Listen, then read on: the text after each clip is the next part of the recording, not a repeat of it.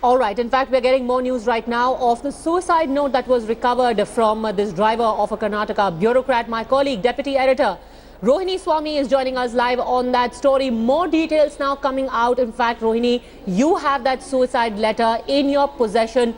Tell us more about what this note says about the alleged modus operandi for converting this black money, 100 crore rupees of it, into white. Well, Padmaja, this is an 11-page suicide note that he has put out, and KC Ramesh has taken some very crucial names in that, and that includes mining baron Janardhan Reddy's name, as well as the BJP MP Sri Ramalu, who's also a very close aide of Janardhan Reddy. And in this particular suicide letter, what he has also mentioned is that he was used as a conduit to launder money just before Janardhan Reddy's daughter's gala wedding. Now, we are talking about close to 100 crores that was used, that his account was used to launder money. And it's quite crucial in terms of evidence of the details that he has given, because the suicide letter runs into 11 pages. There are details as to when the meeting took place, at what time, where, and who could possibly have been there. But the big name that he has taken is of the mining baron Janardhan Reddy, and is alleged that he was also being threatened by people that saying that he should not reveal any new details about the transaction or the names of those who have been involved. But the background of demonetization and having only 100 crores in one's account will definitely bring the IT sleuths at his door, and unable to bear the threats as well as the torture, that mental torture that he was being put through, he had to finally end his life. But he decided to expose those who are involved, possibly involved through this letter. But it's also a matter of investigation as of now, Padmaja, because the police will now look at how and when and these details before they get to even pin down people. But surely Mr. Sri Ramalu, Mr. Janardhan Reddy and his associates, who he has named in them, will be questioned to know the authenticity of this entire incident. What exactly is the role, according to the suicide note, which has been played by B. Sri Ramalu? The thing is that Sri Ramalu and Janardhan Reddy, they both are known as, they're part of the Bellary brothers, and they have a huge clout in Bellary and surrounding Hyderabad, Karnataka. Now, Bhima Nayak, under whom Ramesh was working, Bhima Nayak wants to contest the elections, and he was seeking the help of the Bellary brothers to finance him for the local elections there. And that is how this entire network works. And Ramesh, who committed suicide, was asked to accompany his boss Bhima Nayak when he was going and meeting Sri Ramalu and Janardhan Reddy. And then he was used as a pawn for this entire transaction. And that is the kind of relationship that they are talking about as of now. Also, exactly how will this suicide note figure in investigations?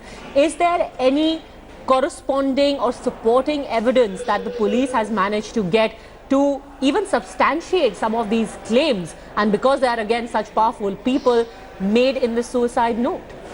See, it's a little too early in the investigation, because when I did speak to the Mandya police, they said they are still undergoing details, trying to find out bank transactions, talking to Ramesh, who committed suicide, his family, Bhima Nayak, the man who has been named, who Ramesh is working for. Bhima Nayak is right now absconding, his family also, along with other details of possibly place they have met and if there are witnesses there.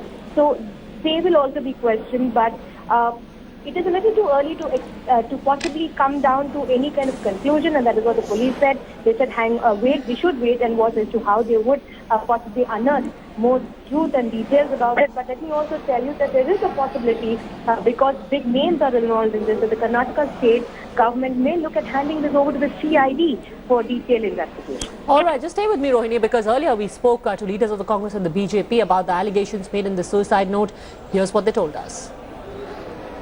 Well, if all the details that's appearing in public domain is correct, this is a tip of an iceberg. The matter is being investigated, as I understand, but now this is a very serious issue. There is a death or suicide note which establishes a direct link, and I think now action should be taken at the strictest level, and I'm sure the state government has already initiated action, and we should see the beginning of the exposure of this baron.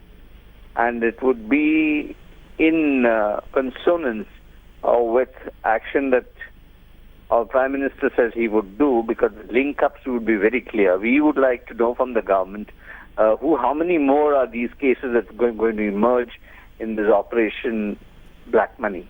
First, I'm not here to defend Mr. Janardhan Reddy, but let's understand that prima facie the evidence needs to be substantiated, because there is a government official to be a part of this entire conspiracy which the driver's note suggests. We need to understand 2 points. One, our Prime Minister has clearly said that nobody will be shielded if they misuse the law or if there has been any kind of manipulation. Now, this is a statement coming not from a weak leader, but somebody who has the political will to understand that there are people who play with the system, irrespective of being politicians, bureaucrats, businessmen, or for that matter, plain brokers. Anyone who is caught under any kind of manipulative scheme will be brought to task. But it's not for me to pass a judgment at this stage when there is no prima facie investigation. So let the investigation come out into the public domain, and be rest assured that our government will not take it lying down.